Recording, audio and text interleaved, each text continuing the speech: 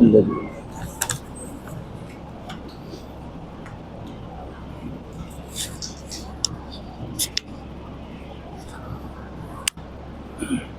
لله نحمده ونستعينه ونستغفره ونعوذ بالله من شرور أنفسنا ومن سيئات أعمالنا. من يهده الله فلا مضل له ومن يضلله فلا هادي له، وأشهد أن لا إله إلا الله وحده لا شريك له، وأشهد أن محمدا عبده ورسوله. أما بعد، فإن خير الحديث كتاب الله، وخير الهدي هدي محمد صلى الله عليه وسلم، وشر الأمور محدثاتها، وكل محدثة بدعة، وكل بدعة ضلالة، وكل ضلالة في النار. أعوذ بالله من الشيطان الرجيم. بسم الله الرحمن الرحيم. يستخفون من الناس ولا يستخفون من الله وهو معهم إذ يبيتون ما لا يرضى من القول وكان الله بما يعملون محيطا.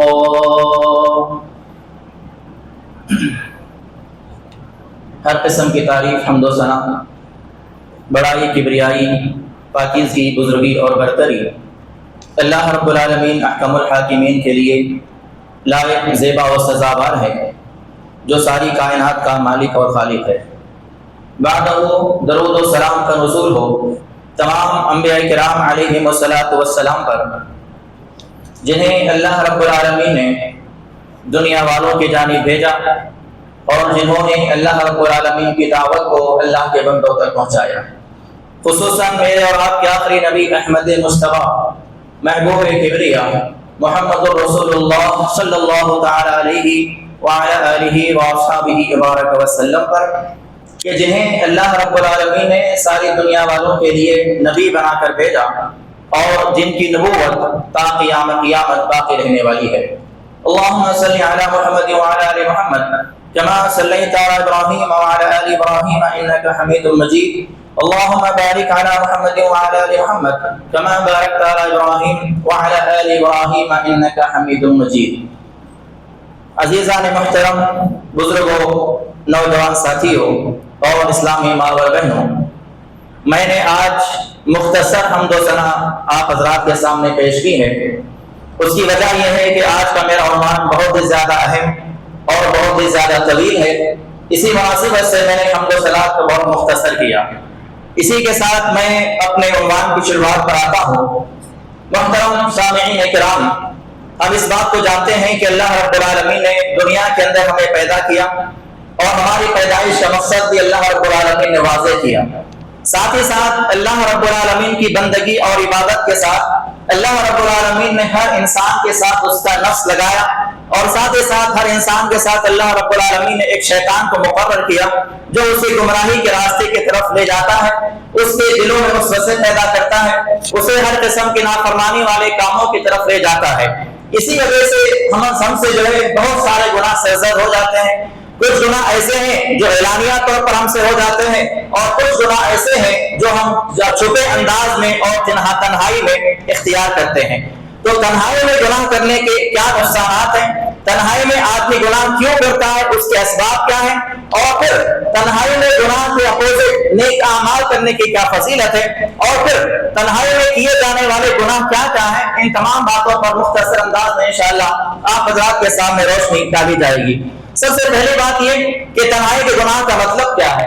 تنہائی کے گناہ سے مراد یہ ہے کہ انسان جو ہے لوگوں کے سامنے نیک معلوم ہو، لوگوں کے سامنے اپنے آپ کو نیک گردانے، لوگوں کے سامنے اپنے آپ کو متقی بنائے، متقی جو ہے اس کے سامنے لوگوں کے سامنے اپنے آپ کو پیش کرے، لیکن جب تنہائی میں ہو تو اللہ رب العالمین کے نافرمانی والے کام کرے اور اللہ رب العالمین کو ناراض کرنے والے کام کرے۔ جب اللہ رب العالمین کے علاوہ اسے کوئی دیکھنے والا نہ ہو تو وہ حرام کاموں کا ارتکاب کرے اور نافرمانی والے کاموں کا اجتناب کرے، یہی اصل میں تنہائی کے گناہ ہے۔ اور اس بات کو جاننے سے پہلے کہ گناہ حقیقت میں کیا ہے، اس بات پر بھی ہم نظر رکھیں کہ اللہ رب العالمین نے جو ہمیں زندگی عطا کی ہے، یہ زندگی بہت زیادہ قیمتی ہے، اور اس زندگی کو اور اس حیات کو ہم ایسے ہی جو ہے ضائع نہ ہونے دیں۔ جیسا کہ اللہ کے رسول صلی اللہ علیہ وسلم نے فرمایا کہ قیامت کے دن جو ہے اس زندگی کے بارے میں سوال کیا جائے گا۔ اللہ کے رسول فرماتے ہیں، جامع ترمذی کی روایت ہے، لا تزول قدم عبد یوم القیامت حتی یسأل عن عمره فیما افنا۔ اللہ کے نبی صلی اللہ علیہ وسلم نے فرمایا کہ کسی بھی آدمی کے، کسی بھی بندے کے، کسی بھی ابن آدم کے پاؤں اس وقت تک آگے نہیں بڑھائے جائیں گے جب تک کہ اس سے جو ہے اس بارے میں سوال نہ کر لیا جائے کہ اس نے اپنی زندگی کو کہاں گزارا۔ اور ساتھ ہی ساتھ یہ بات بھی یاد رکھیں، یہ زندگی اللہ رب العالمین کی طرف سے آزمائش ہے، جیسا کہ اللہ رب العالمین نے فرمایا الذی خلق الموت والحیاۃ لیبلوکم ایکم احسن عملا وهو العزیز الغفور۔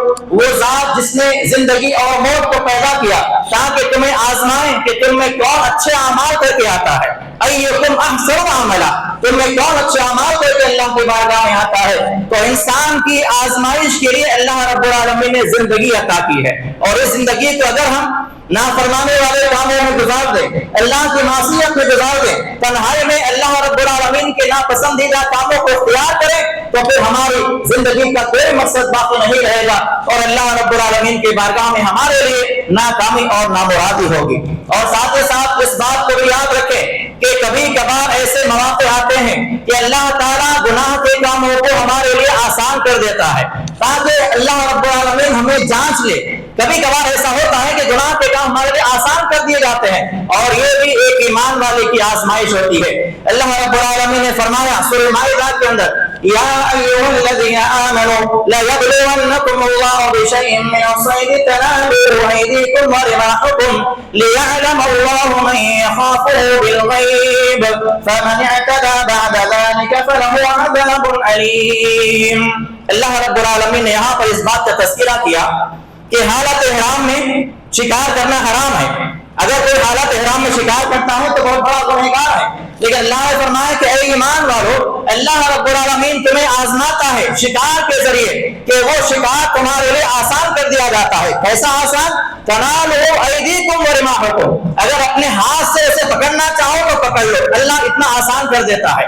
تمہارے پاس نیزہ موجود ہے، ہتھیار موجود ہے، اسے ایسے مارنا چاہو تو مار سکتے ہو۔ اللہ تعالیٰ شکار کو تمہارے لیے آسان کر دیتا ہے۔ کیوں کرتا ہے؟ اس کی وجہ کیا ہے؟ لِيَعْلَمَ اللَّهُ مَن يَخَافُهُ بِالْغَیْبِ، تاکہ اللہ رب العالمین جاننا چاہتا ہے کہ کون اللہ تعالیٰ سے غائبانہ طور پر ڈرتا ہے۔ تنہائی میں گناہ نہ کرنے کا اللہ رب العالمین جو ہے اس طریقے سے بھی آزماتا ہے کہ ہم سے اللہ رب العالمین جو ہے گناہ کو، کاموں کو ہمارے لیے آسان کر دیا جاتا ہے۔ جیسا کہ یوسف علیہ السلام کے واقعے کے اندر بھی ہم اس بات کو جانتے ہیں کہ اللہ رب العالمین نے قرآن مجید کے اندر سورہ یوسف میں تفصیل سے واقعہ بیان کیا۔ وہاں پر ہوا کیا؟ یوسف علیہ السلام اکیلے ہیں، تنہا ہیں، سارے دروازے محل کے بند کر دیے گئے، سامنے دعوت دینے والی عورت جو حسن و جمال کی پیکر ہے، ایک عہدہ اور منصب والی عورت ہے۔ اللہ رب العالمین نے فرمایا اس کے باوجود بھی یوسف علیہ السلام نے تنہائی میں گناہ نہیں کیا، بلکہ اللہ رب العالمین کے فضل سے اور اس کی مہربانی سے وہ اس گناہ سے باز آ گئے۔ تو کبھی کبھار گناہ ہمارے لیے آسان کر دیے جاتے ہیں، اللہ رب العالمین کی طرف سے آزمائش ہوتی ہے۔ اللہ جاننا چاہتا ہے کہ کون اللہ تعالیٰ سے غائبانہ ڈرتا ہے۔ دنیا والوں کے سامنے اللہ کا ڈر پیدا کرنا یہ تو عام بات ہے، کوئی بھی ڈرتا ہے۔ دنیا والے دیکھ رہے ہیں نماز پڑھ رہے ہیں، دنیا والے دیکھ رہے ہیں روزہ رکھ رہے ہیں، دنیا والے دیکھ رہے ہیں حج عمرے کو جا رہے ہیں، یہ تو کوئی بھی کر سکتا اور آسان عمل ہے۔ اللہ رب العالمین کا تقویٰ، اللہ رب العالمین کا ڈر اس وقت پہچان میں آتا ہے جب اللہ کا بندہ غائبانہ طور پہ اللہ سے ڈر لے اور اس کے سامنے گناہ کرنا آسان ہو جائے۔ اس کے لیے گناہ کے سارے مواقع موجود ہیں، اس کے باوجود بھی آدمی گناہ سے اجتناب کرے، حقیقت میں وہ ایمان والا ہے۔ اور اللہ نے آگے فرمایا فَمَنِ اعْتَدَىٰ بَعْدَ ذَلِكَ فَلَهُ عَذَابٌ أَلِيمٌ، اور جو اس کے باوجود بھی جو ہے اپنے حدود کو پار کر جائے گا اس کے لیے اللہ رب العالمین کے پاس جو ہے دردناک عذاب ہے۔ اور تنہائی میں گناہ کرنے والوں کے بارے میں اللہ رب العالمین نے وحی سنائی اور فرمایا یستخفون من الناس ولا یستخفون من اللہ وهو معهم، کہ تم لوگوں سے ڈرتے ہو، لوگوں سے ڈر کے تنہائی میں گناہ کرتے ہو، اور اس بات کو تمہارے ذہن میں یہ بات نہیں آتی کہ اللہ رب العالمین تمہیں دیکھ رہا ہے جو تمہارے ساتھ ہے۔ ولا یستخفون من اللہ، تمہیں اللہ کا کوئی ڈر نہیں ہے۔ اور آگے فرمایا اذ یبیتون ما لا یرضی من القول، جب تم راتوں میں اکیلے میں تنہائی میں جو باتیں کرتے ہو اللہ تعالیٰ ان تمام باتوں کو جاننے والا ہے۔ وَكَانَ اللَّهُ بِمَا يَعْمَلُونَ مُحِيطًا، اور اللہ تعالیٰ تمہارے تمام اعمال کا احاطہ کیا ہوا ہے، تمہارے تمام اعمال اس کے سامنے موجود ہیں۔ اور اس کے علاوہ اللہ رب العالمین سب سے زیادہ خیرت مند ہے۔ اللہ کے نبی نے فرمایا، صحیح بخاری کی روایت ہے، ان اللہ یغار، بے شک اللہ تعالیٰ خیرت مند ہے، وغیرت اللہ ان یاتی المؤمن ما حرم اللہ، اور اللہ رب العالمین کو اس وقت سب سے زیادہ خیرت آتی ہے کہ جب ایک ایمان والا بندہ اس کام کو اختیار کرے جس کو اللہ نے اس کے لیے حرام کر دیا ہے، اللہ کو اس وقت بہت زیادہ غیرت آتی ہے۔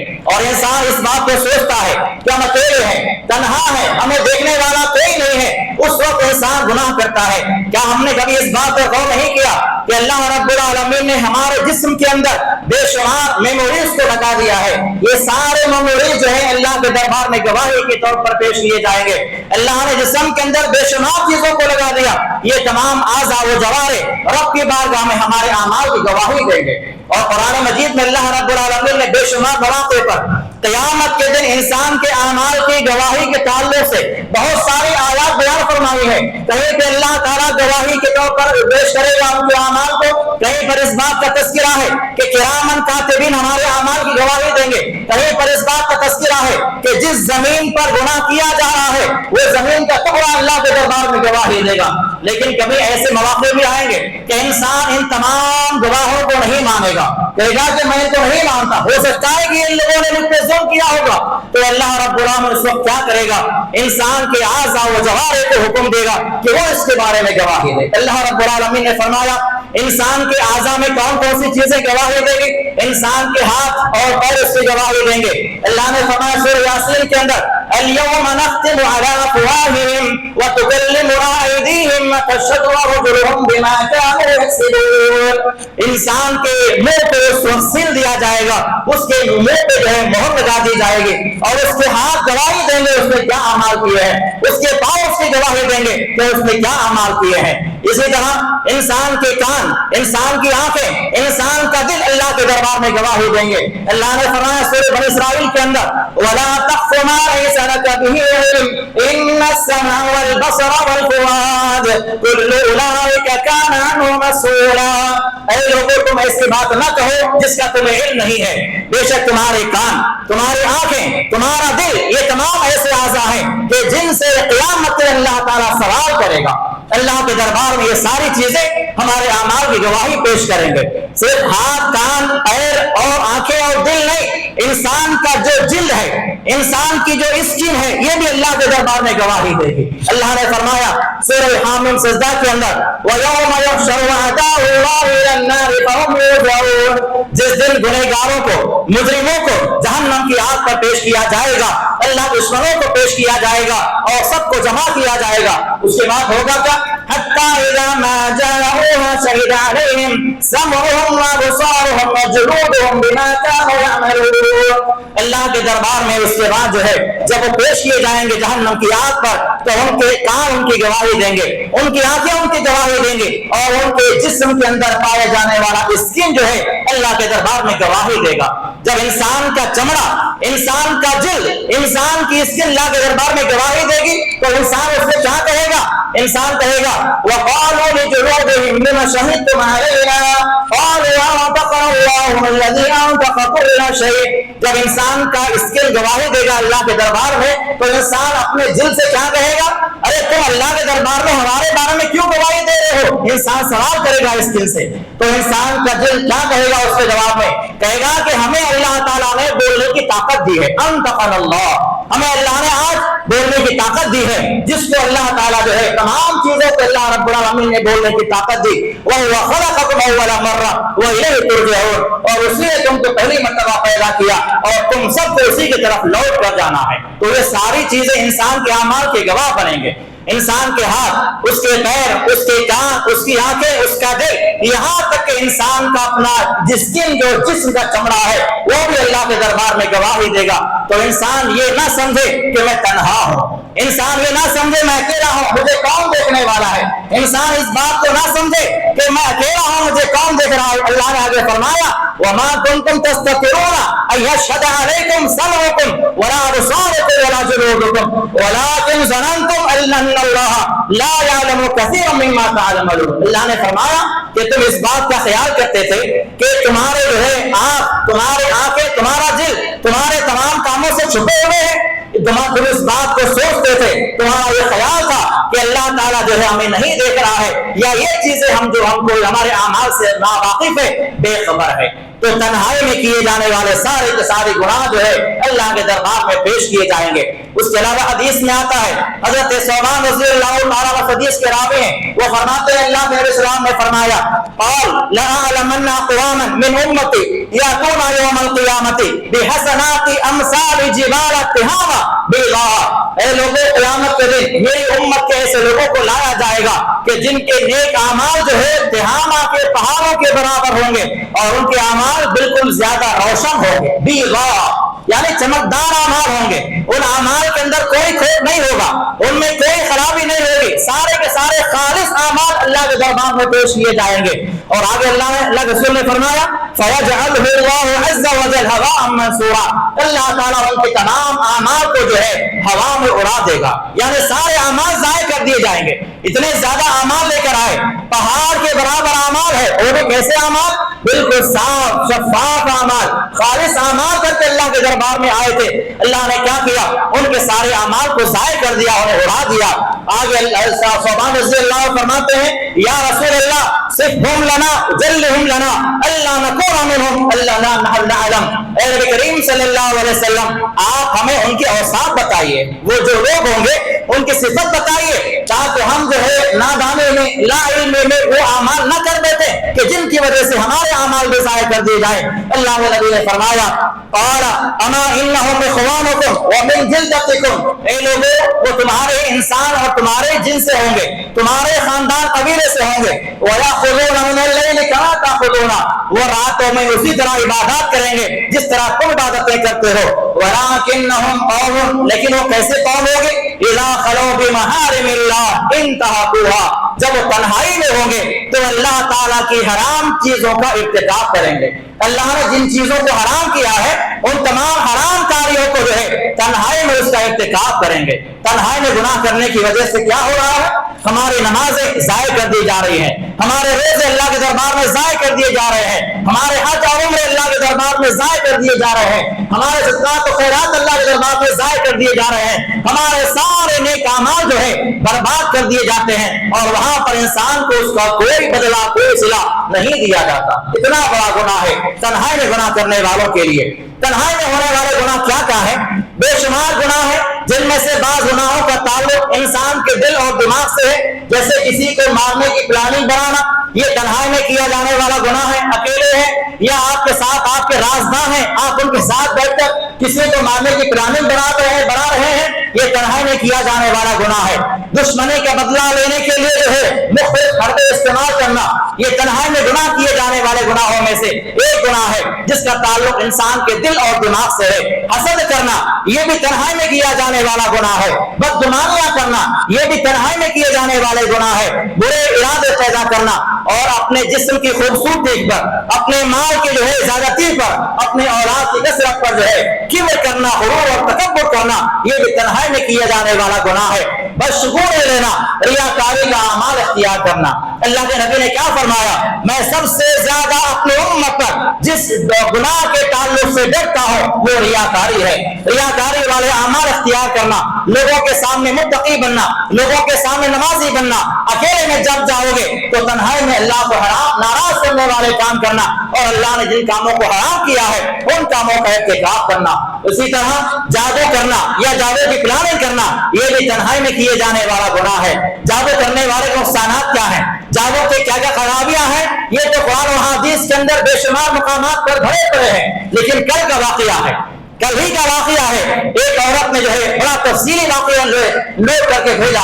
وہ کہتی ہے بڑا لمبا واقعہ ہے، مختصر بتا رہا ہوں کہ اس نے کہا کہ میرا شوہر تھا، میرے بچے تھے، میری زندگی خوشحال تھی، میں عبادات بھی کرنے والے تھے، میرے سارے معاملات صحیح چل رہے تھے. اچانک میرے شوہر نے ایک اور نکاح کیا، ایک اور اس نے شادی کر لی، میرے سوکن کو لے کر آیا. اس کے بعد میں نے سوچا کہ اس سوکن کو جو ہے حمل نہ ٹھہرے. میرے دل میں یہ خیال آیا اور میں نے اپنے چاہنے والوں سے مشورہ کیا تو انہوں نے مشورہ دیا کہ تمہارے سوکن کو حمل نہ ٹھہرانے کا ایک ہی ذریعہ ہے، وہ ہے جادو کا عمل. تم جاؤ فلاں بابا کے پاس، وہاں جاؤ، جادو کے اعمال کر کے لاؤ اور تمہارے سوکن کو استعمال کرواؤ تو ان کو حمل نہیں ٹھہرے گا. لہذا میرے دل میں یہ خیال آیا.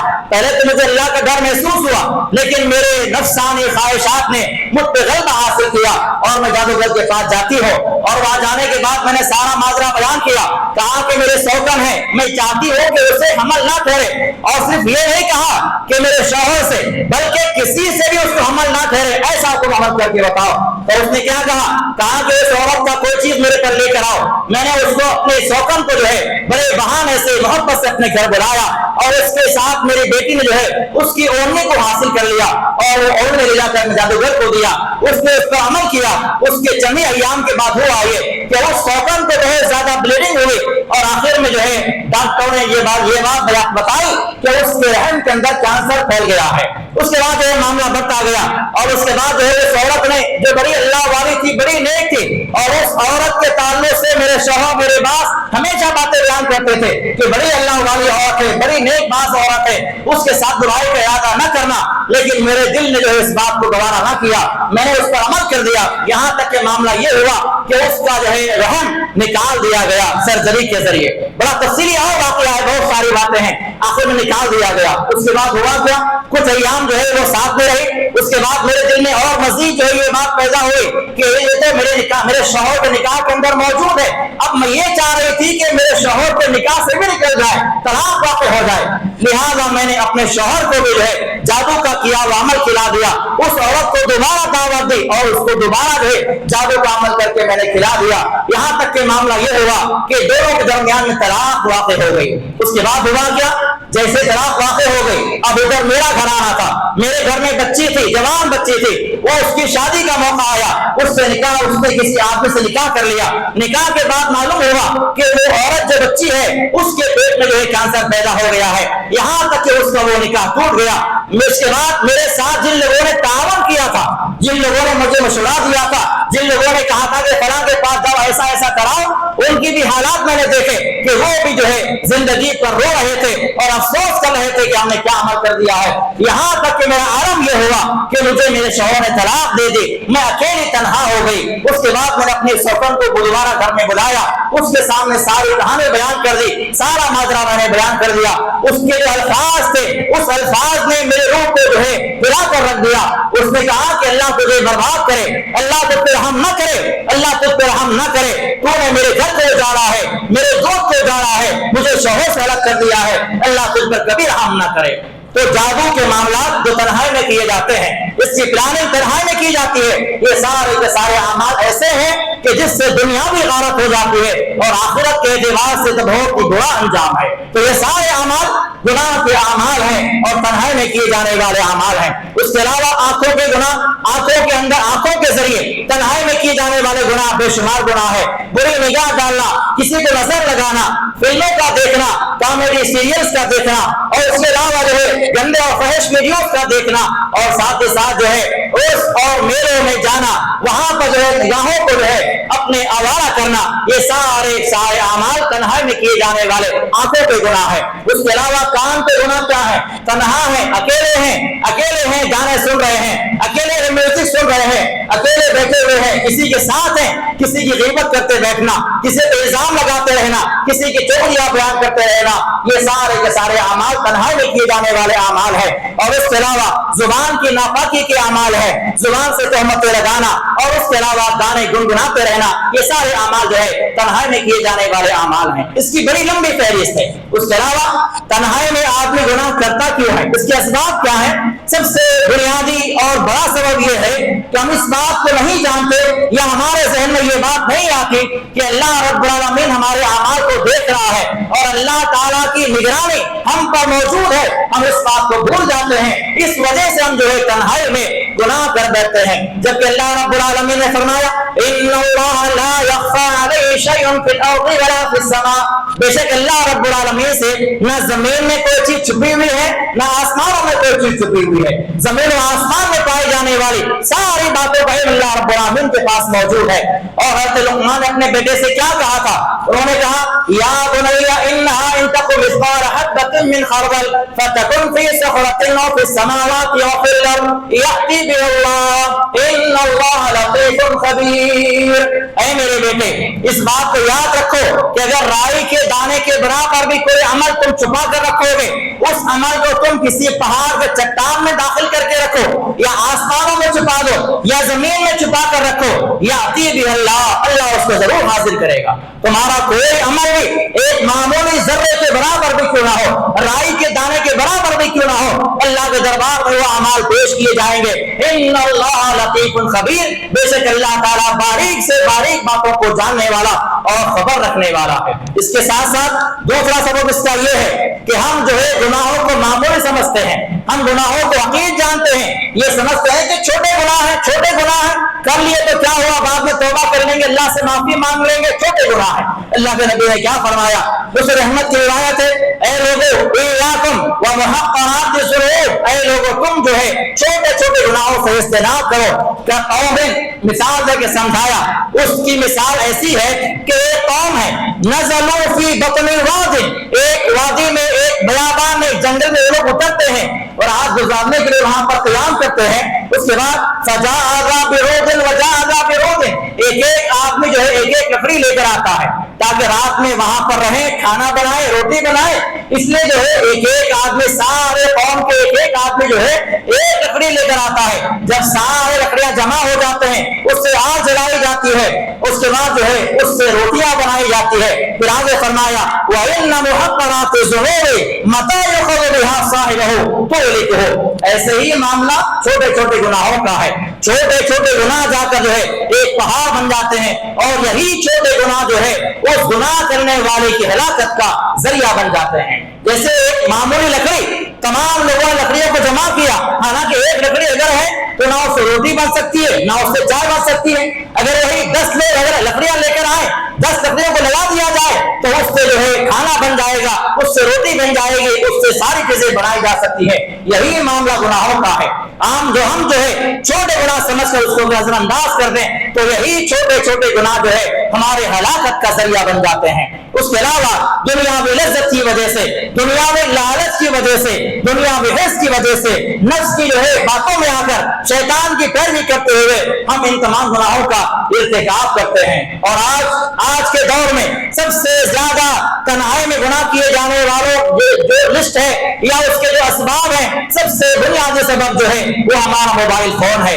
اس کے ذریعے ہم تنہائی میں گناہ کرتے ہیں، ہمیں کوئی دیکھنے والا نہیں ہے، ہم اکیلے ہیں، گانے سن رہے ہیں، ہم اکیلے ہیں، فحش موویز دیکھ رہے ہیں، ہم تنہا ہیں، کس کے ساتھ کیا باتیں کر رہے ہیں کسی کو نہیں معلوم ہے، سب سے بڑا ذریعہ ہے۔ اور یہی وہ ذریعہ ہے جس کی وجہ سے آج قوم کے نوجوان نسل، چاہے وہ لڑکے ہوں چاہے وہ لڑکیاں ہوں، گمراہی کے راستے پر پڑے ہوئے ہیں۔ اس کے ساتھ ساتھ جو ہے انہیں موبائل کی وجہ سے، انہیں چیزوں کی وجہ سے آج بے شمار جو ہے سوسائڈ جو ہے ہمیں سننے میں آتے ہیں، بے شمار خبریں ایسی آتی ہیں کہ نوجوان نے سوسائڈ کر لیا ہے، خودکشی کر لیا ہے، اسی موبائل کی وجہ سے جو ہے اس میں گیمز کھیلے جاتے ہیں، اس میں پیسہ لگایا جاتا ہے، جوا کھیلا جاتا ہے، جب پیسہ زیادہ ہو جاتا ہے کسی کو بتانے قابل نہیں رہتے، آخر میں حادثات ہو رہے ہیں کہ ایک نوجوان لڑکا تھا 20 سال کا، 25 سال کا، 24 سال کا، خودکشی کر لیا۔ کتنے ایسے واقعات نہیں ہوتے ہیں، حالانکہ بے شمار واقعات ہمارے شہر کے اندر موجود ہوئے ہیں۔ تو یہ سارے چیزوں کے اسباب کیا ہیں کہ ہم جو جو ہے ان تمام چیزوں کو جیسے استعمال کرنا ہے ویسے نہ کر کے حد سے زیادہ آگے بڑھتے ہیں اور تنہائی میں جو ہے گناہ کے کام اختیار کرتے ہیں۔ اسی کے ساتھ ساتھ اس بات کو بھی یاد رکھیں کہ گناہوں کے نقصانات کیا ہیں، یہ تو بے شمار نقصانات ہیں۔ گناہ کرنے سے چاہے وہ تنہائی میں کیا جائے، چاہے وہ اکیلے لوگوں کے سامنے کیا جائے، اعلانیہ کیا جائے، گناہ کرنے کی وجہ سے ہمارے دل مضبوط ہو جاتے ہیں، سخت ہو جاتے ہیں، عبادات کے اندر جو لذت ہے، عبادات کے اندر جو مزہ ہے وہ ختم ہو جاتا ہے۔ لوگوں کے سامنے نیک بننا اور اللہ کے دربار میں منافق بننا یہ انسان کے لیے بس میں نہیں ہوتا۔ اس کے علاوہ ہمارے دعاؤں کے اثر ختم ہو جاتے ہیں۔ ہم اگر تنہائی میں گناہ کرنے لگ جائیں تو ہماری دعائیں بے اثر ہو جاتی ہیں اور آخرت میں جو ہے اللہ کے دربار میں رسوائی کا سامنا کرنا پڑتا ہے۔ اور اس کے علاوہ نیک اعمال کی فضیلت کیا ہے؟ ایک آدمی اکیلا ہے، تنہا ہے، تنہائی میں نیک اعمال کر رہا ہے۔ اللہ کے نبی نے فرمایا، بڑے مشہور حدیث ہے، سبعۃ یظلهم اللہ فی ظلہ یوم لا ظل الا ظلہ، 7 قسم کے لوگ ایسے ہیں جن کو اللہ تعالیٰ قیامت کے دن اپنے عرش کے سائے میں جگہ دے گا، وہاں پہ عرش کے سائے کے علاوہ کوئی سایہ نہ ہوگا۔ ان 7 لوگوں میں چھٹا آدمی کون ہے؟ وَرَجُلٌ تَصَدَّقَ بِصَدْقَةٍ فَأَخْفَاهَا حَتَّى لَا تَعْلَمْ شِمَالُهُ مَا تُنْفِقُ يَمِينُهُ، ایک آدمی جو ہے اللہ کے راستے میں خیرات کرتا ہے، اللہ کے راستے اپنا مال خرچ کرتا ہے، اور کیسے خرچ کرتا ہے؟ اس انداز سے خرچ کرتا ہے کہ اس کے سیدھے ہاتھ میں کیا اللہ کے راہ میں خیرات کیا ہے اس کے بائیں ہاتھ کو معلوم نہیں ہوتا۔ اس طرح خاموشی کے ساتھ جو نیک اعمال کرتا ہے تو اس کی فضیلت کیا ہے؟ اللہ تعالیٰ کے عرش کے سائے میں ایسے لوگوں کو جگہ دی جائے گی۔ اور سلف صالحین کے بے شمار جو ہے واقعات ہیں۔ سفیان بن عیینہ رحمہ اللہ فرماتے ہیں کہ ابو حازم رحمہ اللہ فرمایا کرتے تھے کہ تو اپنی برائیوں سے زیادہ اپنی اچھائیوں کو چھپایا کرو۔ اس کے علاوہ جو ہے سلام بن ابی مطیع رحمہ اللہ سے روایت ہے، وہ کہتے ہیں کہ ایوب سختیانی رحمہ اللہ جو ہے پوری رات قیام کرتے، رات تمام عبادات کرتے، رات تمام قیام کرتے، اور صبح ایسے اٹھتے، ایسے بیدار ہوتے اپنے گھر والوں کے سامنے جیسے ابھی جو ہے نیند سے بیدار ہو گئے ہیں۔ اس طرح سے آواز نکالتے کوئی کہ معلوم یہ ہو کہ رات بھر سو رہے تھے ابھی بیدار ہو رہے ہیں۔ یہ اسلاف کا عمل ہوا کرتا تھا۔ اور اس کے علاوہ حماد بن زید رحمہ اللہ فرماتے ہیں کہ ایوب سختیانی رحمہ اللہ جو ہے کبھی کبھار لوگوں میں بیٹھ کر جو ہے حدیث بیان کرتے، اور حدیث بیان کرتے وقت جو ہے رقت طاری ہو جاتی، زار و قطار رو دیتے، رونے کی کیفیت کی وجہ سے جو ہے آواز تبدیل ہو جاتی تو اپنا چہرہ پھیر لیتے، اور اس کے بعد اپنے رومال نکال کے جو ہے اپنی ناک کو صاف کرتے اور لوگوں کے سامنے کیا کہتے؟ مجھے سردی بہت زیادہ ہو گئی ہے، زکام بہت زیادہ ہو گیا ہے۔ یہ نیک اعمال چھپایا کرتے تھے اسلاف۔ اور اس کے علاوہ جو ہے سفیان ابن یوسف ابن عطیہ رحمہ اللہ فرماتے ہیں کہ محمد بن واسع رحمہ اللہ نے ایک آدمی کو دیکھا جو ہے مسجد میں جو ہے بیٹھا ہوا ہے اور زار و قطار روئے جا رہا ہے، نماز کی حالت میں، سجدے کی حالت میں دعائیں کیا جا رہا ہے اور زار و قطار ہو رہا ہے۔ انہوں نے دیکھ کر کہا کاش یہ عمل جو ہے اپنے گھر میں کرتا تو کتنا اچھا ہوتا۔ تو سلف صالحین جو ہے اپنے نیک اعمال کو چھپایا کرتے تھے، اور نیک اعمال جو ہے چھپا کر کرنے کی بہت ساری فضیلتیں ہیں، بہت ساری اس کی اہمیتیں ہیں۔ اس کا حل کیا ہے؟ ان تمام گناہوں سے بچنے کا، تنہائی میں گناہ کیے جانے والے ہوں چاہے اعلانیہ طور پہ گناہ ہم کر رہے ہوں، ان تمام گناہوں سے بچنے کا ذریعہ صرف یہ ہے کہ اس بات کو یاد رکھیں کہ اللہ تعالیٰ جو ہے ہمیں دیکھ رہا ہے، اللہ سے ہمارے کوئی چیز چھپی ہوئی نہیں ہے۔ ان اللہ لا یخفی علیہ شیء فی الارض ولا فی السماء، ہر چیز کو اللہ تعالیٰ دیکھ رہا ہے، اللہ سے کوئی بات مخفی نہیں ہے۔ اور ساتھ ہی ساتھ اس بات کو یاد رکھیں کہ قیامت کے دن جو ہے ہمیں اللہ کے دربار میں پیش کیا جائے گا۔ اللہ نے فرمایا واتقوا یوما ترجعون فیہ الی اللہ ثم توفی کل نفس ما کسبت وهم لا یظلمون۔ اللہ نے فرمایا کہ لوگوں اس دن سے ڈرو جس دن اللہ کے دربار میں تمام لوگوں کو جمع کیا جائے گا، اور وہاں پر تمہارے سارے اعمال کا حساب و کتاب تم پہ کیا جائے گا، اور وہاں پر ذرہ برابر میں ظلم نہیں کیا جائے گا۔ اور اللہ نے فرمایا سورہ کہف کے اندر وَوُضِعَ الْكِتَابُ فَتَرَى الْمُجْرِمِينَ مُشْفِقِينَ مِمَّا فِيهِ وَيَقُولُونَ يَا وَيْلَتَنَا مَا لِهَذَا الْكِتَابِ، جب مجرموں کے سامنے ان کے نام اعمال پیش کیے جائیں گے تو وہ کیا کہیں گے؟ یا ویلتنا، ہائے افسوس ہمارے لیے، مالی حاضر کتاب، یہ کیسی کتاب ہمارے ہاتھ میں دے دی گئی ہے، لا یغادر صغیرۃ ولا کبیرۃ، نہ اس میں ہماری چھوٹی بات ہے چھپی ہوئی ہے، نہ اس میں بڑے سے بڑا عمل چھپا ہوا ہے۔ تو اس بات کو یاد رکھیں، ہمارے سارے اعمال کا محاسبہ اللہ کے پاس موجود ہے، ہمارے سارے اعمال کا محاسبہ کرامن کاتبین کر رہے ہیں، ہمارے سارے اعمال کو ہمارے آنکھیں نوٹ کر رہی ہیں، ہمارے کان نوٹ کر رہے ہیں، ہمارے قلوب اس کو نوٹ کر رہے ہیں، ہمارے ہاتھ اس کو نوٹ کر رہے ہیں، ہمارے پاؤں اس کو نوٹ کر رہے ہیں، یہاں تک کہ ہمارا جسم کا چمڑا جلد جو ہے ان تمام کاموں پر گواہ ہے، اور اللہ کے دربار میں یہ ساری چیزیں اللہ کے دربار میں جو ہے گواہ کے طور پر پیش کیے جائیں گے۔ تو یہ ساری باتیں قرآن و حدیث کی روشنی میں جو ہے اس بات کو بیان کیا کہ تنہائی میں گناہ کیا کیا ہوتے ہیں، اور ان گناہ کے نقصانات کیا ہیں، ان کے اسباب کیا ہیں، اور ان کا علاج کیا ہے۔ اللہ سے دعا ہے اللہ تعالیٰ جو کچھ بھی کہا گیا ہے کہنے والے کو سننے والوں کو عمل کرنے کی توفیق عطا فرمائے۔ اللہ تعالیٰ ہمیں تنہائی میں ہو یا اعلانیہ طور پر ہو ہر قسم کے گناہوں سے، ہر قسم کی نافرمانیوں سے اللہ ہم تمام کو محفوظ رکھے۔ اللہ تعالیٰ ہمارے اعمال کی اصلاح فرمائے، عقیدے کی اصلاح فرمائے، دنیا میں جب تک باقی رکھے، ایمان کے ساتھ باقی رکھے، جب بھی ہمارا خاتمہ فرمائے ایمان کے ساتھ ہمارا خاتمہ فرمائے۔ آمین۔ وآخر دعوانا الحمد للہ رب العالمین۔